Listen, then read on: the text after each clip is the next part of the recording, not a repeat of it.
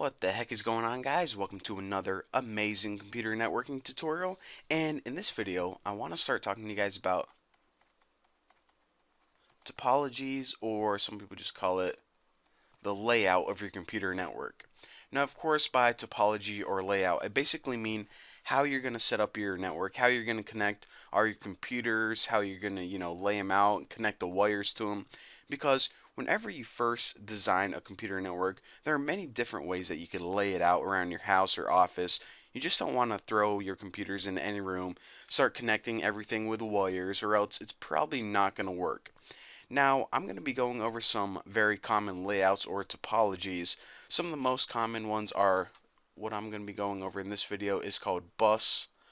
And you also have ring, star, mesh, and there are different common layouts, and each one has its benefits, and they also have their drawbacks, mostly depending on how much traffic you have, and a couple things that you want to take into account whenever you first design a computer network, especially if you're in the business of designing a computer network, is one major thing is cost.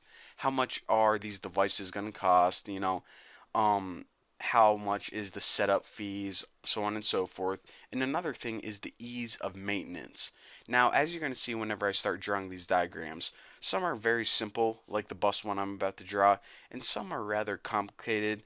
And the more complicated they are, they're a lot more difficult to maintain. So, again, those are just some very starting ideas. If you never laid out a computer network before, take into account the cost and the ease of maintenance. So now let me go ahead and show you guys a diagram. I'll shut up now, and I'll talk about a very simple bus topology. Now, bus topology kind of looks like that. It has one main cable. So this is, we'll just say it's an Ethernet cable or something like that. And it's kind of like a long chain, and all of your devices are going to be connected along the way. So you might have, I don't know, let's say you have a desktop, or we'll just say you have a PC right here. And we'll put another PC over here. And let's see, let me pick a new color. Maybe we have a MacBook, or, iMac, whatever, and a laptop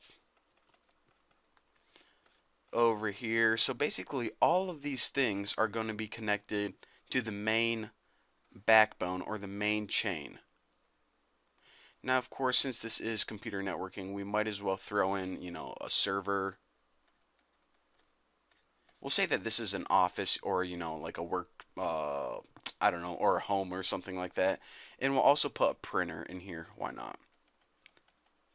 Alright, so all of these devices, all of these computers are sharing the same printer and the same server. And as you can see, they're all connected to the same major backbone. Now, another thing I want to point out is whenever you have a bus topology, you need something special, and those are called terminators. So I'll just write T for terminators. T, T, and these are actual devices that you can buy, and you need to put them on the ends of your cable. Now, the reason that you need these terminators right here is because, well, I'll talk to you guys about how these devices work. So, of course, if you guys know, whenever you send out a signal, say the PC right here wants to, I don't know, request something from the server, it sends it out along this cable right here. But since, there aren't any, smart devices, which we're going to be talking about later on, this signal is going to go to every single node or every single one of these devices.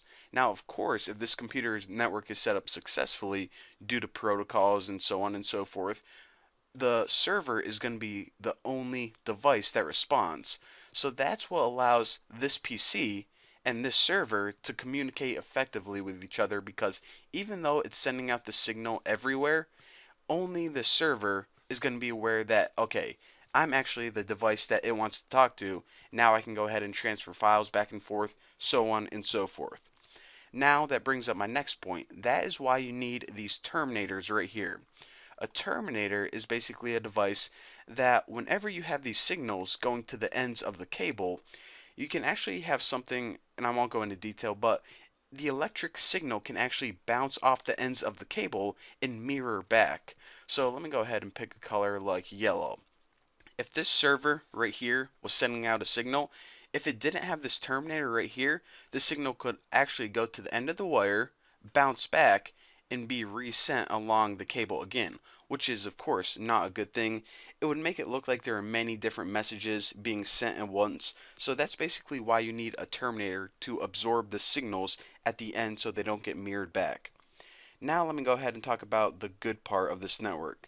This is very easy to set up. It's good for small home networks or offices. And another thing is, it isn't very expensive. It's very cheap. There isn't a whole lot of cable that you need. One of the drawbacks from a bus topology is that it can break very easy. For example, if this terminator right here, if that breaks, then pretty much you're going to have a lot of mirroring and your electric signals are going to confuse all of your devices. And another thing is, if you have one split in the cable, let's say right here, then of course this entire side is not going to be able to talk to this entire side, and also you're not going to have a terminator right here, and you have a whole bunch of problems with this layout. So even though it's really cheap, and I want to say it's decent for like a small home or a small office, overall I would not recommend it because this is really old topology. And if this is your first network, then go ahead and set it up like this. But overall, I wouldn't recommend it because it's old, outdated, and you have better choices. But just to go over, a very simple topology, this is probably the easiest one. So anyways, I'll shut up now. Thank you guys for watching. And in the next tutorials, I'm going to be showing you guys, a ring, a star, a mesh layout. And you guys are going to see the benefits of this. And trust me, much better, definitely more exciting. So thank you guys for watching. And by the way, make sure to follow me on Facebook, and I'll see you guys later.